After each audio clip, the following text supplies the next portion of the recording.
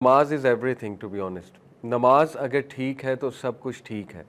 اور بہت سے چیلنجز ہمیں آتے ہیں نماز قائم کرتے ہوئے. ڈی موٹیویشن آتی ہے اور ریگولیرٹی نہیں آ پاتی, ڈسپلن نہیں آ پاتا, یا جو لوگ نماز پڑھ رہے ہیں تو وہ اس طرح سے نہیں پڑھ رہے ہوتے کہ کچھ خاص فائدہ ہو, رائٹ. تو یہ ساری چیزیں, یہ پرابلمز ہیں ہمارے سامنے, ان کو ہم نے سالو کرنا ہے انشاءاللہ تعالی.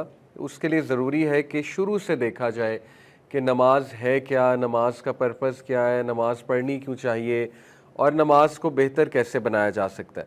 تو میں نے لاسٹ کلاس میں آپ کے سامنے کچھ سینیریوز رکھے تھے, دوبارہ رکھتا ہوں کہ جو میرے سامنے ریزنز آئی ہیں بہت سے لوگ کیوں نہیں پڑھ پاتے نماز.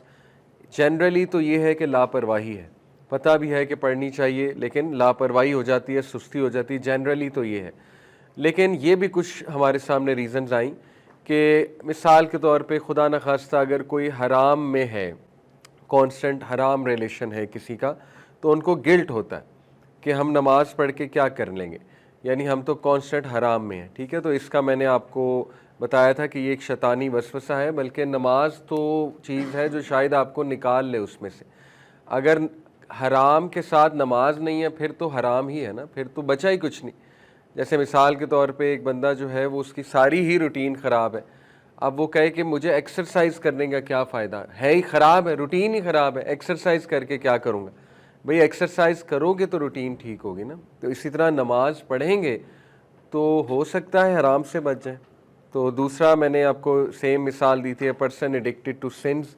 بہت سے یوتھ کہتے ہیں کہ ہمارا اس لیے نہیں دل کرتا کیونکہ ہم بہت زیادہ میوزک سنتے ہیں, گانے سنتے ہیں, بس نماز نہیں پڑھی جاتی, نماز پڑھ کے کیا کرنا. اسی طرح تیسری ریزن بتائی تھی کہ آپ ایسی کمپنی میں, ایسے انوائرمنٹ میں ہیں جہاں نماز پڑھ ہی نہیں رہا کوئی, تو پھر ظاہر ہے بندہ بھی نہیں پڑھے گا, آبویس سی بات ہے. اسی طرح ایک اور ریزن میں نے بتائی تھی کہ یہ بھی ایک ریزن آئی کہ بہت سے لوگ جو ہے نا وہ ڈرتے ہیں نماز کے قریب جاتے ہوئے, نماز شروع کرتے ہوئے, یا بہت زیادہ ریلیجس ہوتے ہوئے. اس کی وجہ یہ ہے کہ وہ یہ کہتے ہیں کہ اگر ہم بہت ریلیجس ہو گئے یا ہم نے دین سیکھنا شروع کر لیا تو ہماری لائف ڈیفیکلٹ بن جائے گی. یہ باقاعدہ ایک بیلیف پایا جاتا ہے ہماری نوجوان نسل میں. سم آف دیم ہو تھنک کہ جیسے جیسے آپ ریلیجن میں آتے ہیں تو آپ کی زندگی مشکل ہوتی جاتی ہے. تو then again this is a وسوسہ of شیطان. اور لاسٹ ریزن میں نے بتائی تھی کہ obviously people they don't want to leave their comfort zone. ان کی لائف چل رہی ہے, مزے میں چل رہی ہے, obviously مزہ ان انورٹڈ کامرز کمفرٹ میں ہے, تو نماز کیوں پڑھی جائے. مطلب سوال پیدا ہوتا ہے نا, کیوں اٹھا جائے, کیوں وضو کیا جائے, کیوں مسجد تک جایا جائے, فجر پہ کیوں اٹھا جائے, جبکہ سب کچھ تو سیٹ چل رہا ہے. تو یہ چند ایک ریزن جو ہیں وہ میں نے آپ کے سامنے رکھی تھی. تو بہرحال ان کے حل بھی میں نے آپ کو بتائے تھے کہ اس کا سب سے بڑا حل تو یہ اس لیے پڑھنی چاہیے کیونکہ اللہ کا حکم ہے, فرض ہے, فرض کام کا دل کرے یا نہ کرے کام تو کرنا ہے. ٹھیک ہے, دنیا میں بہت سی چیزیں ہیں جو کرنی پڑتی ہیں چاہے دل کرے یا نہ کرے. جیسے ایگزامس تو دینے آپ نے یونیورسٹی میں, دل کرے نہ کرے ڈزنٹ میٹر, اس سے تعلق نہیں ہے دل کرنے سے. تو نماز بھی اسی طرح فرض کام ہے, پہلی بات.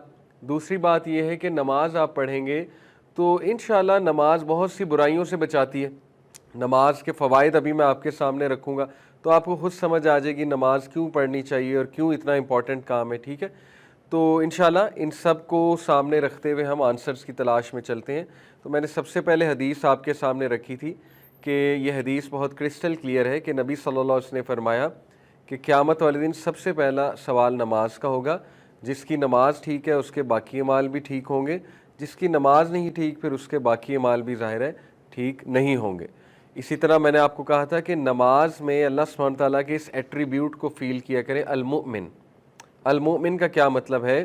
the one who gives security, امن. جب آپ مصلی پہ کھڑے ہوتے ہیں تو دیکھیں اپنی انگزائٹی کو کم کر دیا کریں اور اپنے تذبذب کو کم کر دیا کریں, اپنی بے چینی کو کم کر دیا کریں, کیونکہ آپ ایک ایسی جگہ پر کھڑے ہو چکے ہیں جہاں پہ امن ملنے والا ہے آپ کو, اور آپ ایک ایسی ذات کے سامنے کھڑے ہیں جو ٹائم کو کنٹرول کرتا ہے. تو ریسٹ ایشورڈ آپ کا کام ہو جائے گا. اگر آپ کو فکر ہو رہی ہے, سوچ آ رہی ہے, نہیں میرا پینڈنگ کام ہے, میں نے ادھر جانا تھا, نماز مجھے لیٹ کرا رہی ہے, نماز میرا ٹائم کھا رہی ہے, نماز میرا ٹائم لے رہی ہے, تو پھر ریسٹ ایشورڈ اس کا مطلب کہ ہم نے اللہ کو پہچانا ہی نہیں, کیونکہ اللہ نے کام کرانا ہے نا, اللہ سبحانہ و تعالیٰ نے ٹائم میں برکت ڈالنی ہے. تو یہ سوچ کر جب آپ نماز میں کھڑے ہوں گے تو انشاءاللہ نماز میں خود بخود سکون آ جائے گا. پھر آپ سجدہ بھی لمبا کریں گے, رکوع بھی اچھے سے کریں گے, کیونکہ آپ کو پتہ ہے کہ اللہ تعالیٰ نے میرا کام انشاءاللہ تعالیٰ وہ کرا دینا ہے. ٹھیک ہے, تو یہ جو اللہ کا ایٹریبیوٹ ہے وچ از المؤمن, کہ میں المؤمن کے سامنے کھڑا ہوں, جو مجھے امن دے گا, مجھے سیکیورٹی دے گا, میری حفاظت کرے گا. ٹھیک ہے, تو یہ میں نے آپ کو لاسٹ ٹائم کہا تھا. پھر میں نے آپ کو بتایا تھا کہ رسول اللہ صلی اللہ علیہ وسلم نماز کو راحت کہتے تھے اور اپنی آنکھوں کی ٹھنڈک کہتے تھے. ٹھیک ہے, یہ ہمارے لیے سمجھنا بہت ضروری ہے. پروفیٹ صلی اللہ علیہ وسلم حضرت بلال کو کہتے تھے کہ اقامت کہیے, لیٹ اس ہیو ریلیف, ہمیں راحت ملے, تاکہ آپ اقامت کہیے, ہم نماز پڑھتے ہیں ہمیں راحت ملے گی. تو یہ بڑا زبردست کانسیپٹ ہے. اس کے بعد میں نے آپ کو یہ حدیث سامنے رکھی تھی کہ نماز اتنی خوبصورت چیز ہے, اللہ کے ساتھ ملاقات ہے کہ آپ سب سے زیادہ قریب اللہ کے سجدے میں ہوتے ہیں.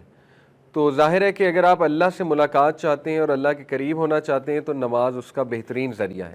اور پھر ہم نے یہ آیت دیکھی جس میں نے آپ کو نماز کا پرپس بتایا کہ نبی یہ اللہ سبحانہ تعالیٰ قرآن مجید میں سورہ طہ ورس 14 میں کہتے ہیں موسیٰ علیہ السلام کو کہ اے موسیٰ, انڈیڈ آئی ایم اللہ, اننی ان اللہ, میں اللہ ہوں, لا الہ الا انا فاعبدنی, دیر از نو ڈائٹی ایکسیپٹ می سو ورشپ می, وَأَقِیمِ الصَّلَاةِ لِذِکْرِی, اور موسیٰ نماز قائم کرو کس لیے, میری یاد کے لیے, میرے ذکر کے لیے. تو دیکھیں نماز کا پرائمری مقصد ہے اللہ کی یاد قائم کرنا, اللہ کا ذکر کرنا. ٹھیک ہے, اگر نماز پڑھ کے آپ کو اللہ یاد آ گیا تو انشاءاللہ آپ کی نماز ہو گئی ہے. باقی نماز اگر پرائمری مقصد یہ ہے پڑھنے کا کہ کوئی کام ہو جائے, کوئی دعا قبول ہو جائے یا کوئی چیز مل جائے, تو وہ کوئی برائی اس میں نہیں ہے ایسے, کیونکہ نبی صلی اللہ علیہ وسلم کو بھی جب کوئی مشکل آتی تھی نماز پڑھا کرتے تھے, جب دعا کرنی ہوتی تھی نماز پڑھا کرتے تھے. لیکن وہ پرائمری مقصد اگر ہوگا تو خدا نہ خواستہ اگر وہ چیز آپ کو نہ ملی نماز پڑھ کے تو پھر آپ کہیں گے نماز پڑھنے کا فائدہ ہی کیا. اور بہت سے لوگ یہ کہتے ہیں, بہت سے لوگ ایگزامز آتے ہیں نماز شروع ہو جاتے ہیں, ایگزامز نہیں پاس ہوتے, کہتے ہیں نمازوں کا کیا فائدہ.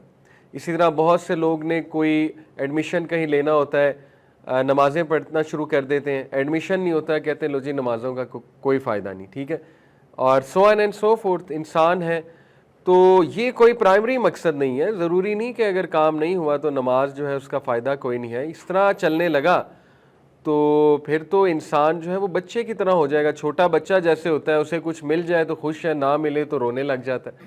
تو ہم بچے تو نہیں ہیں نا, ہم تو میچور لوگ ہیں اور ہم اللہ کے عبد ہیں, اللہ کی عبادت کرنے اس دنیا میں آئے ہیں. ہم اپنی خواہشیں پوری کرانے تو نہیں آئے اس دنیا میں. انسان کو سوچنا چاہیے.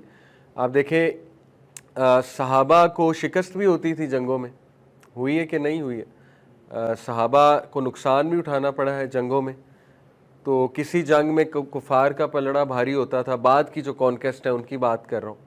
تو صحابہ نے کتنی نمازیں پڑھ کے دعا کی ہوگی, تو کیا مطلب انہوں نے نمازیں چھوڑ دیں کہ ہمیں شکست کیوں ہو گئی, ہماری دعا کیوں نہیں قبول ہوئی, کیسے ہو سکتا ہے کہ ہمارے لوگ شہید ہو گئے. انہوں نے تو ایسے نہیں سوچا.